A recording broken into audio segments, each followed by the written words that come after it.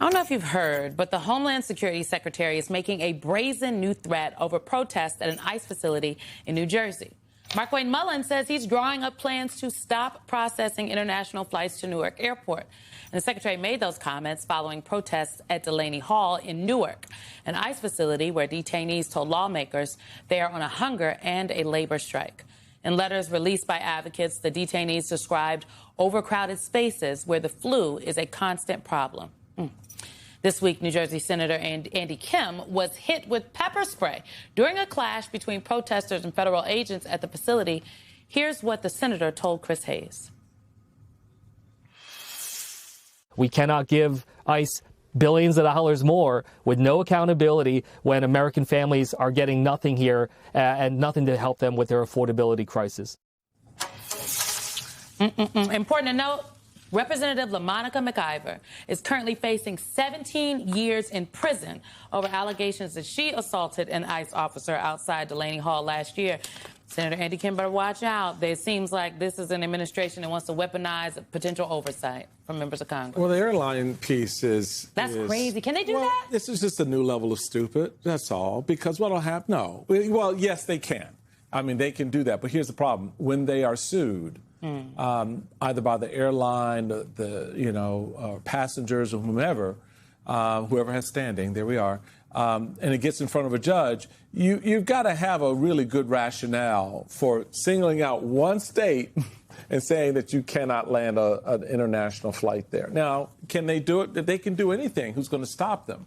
But the reality of it is, I think that's just a lot of noise at this point. And it's crazy noise because, again, to Mr. Kim's point, the reality is folks are trying to make things meet up for them. Their bills, their groceries, their kids, soccer games. They're trying to get them there.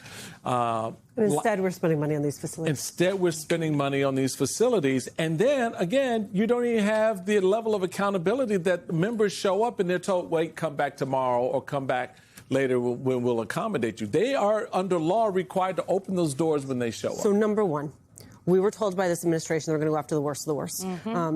Leader Jeffries has released a statement about what is happening at Delaney Hall, saying the majority of detainees at that facility have no criminal record. These are not criminals. They're moms and dads.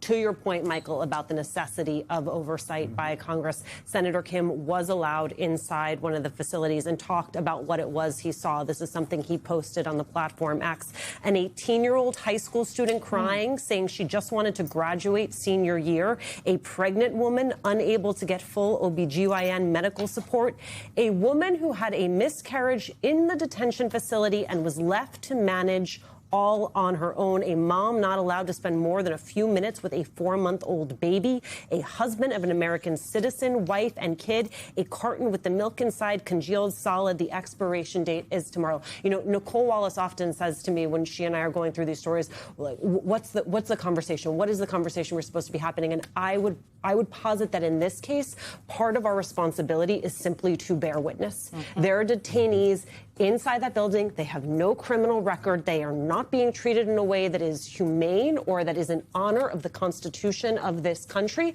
They are writing letters that they are smuggling outside of that detention center because they want the three of us and they want all of you at home to know what is happening to them inside that detention facility in our name, with our tax dollars. This is what one of the other letters said. We feel vulnerable and, in a way, kidnapped, detained without justification, not to mention that we are being tortured physically and psychologically due to the poor food resources provided in these detention centers.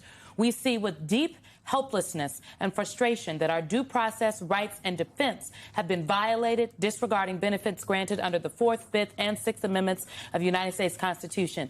This is despicable. These people are monsters, and someone should do something. The most insane part is that DHS is just claiming there is no hunger strike.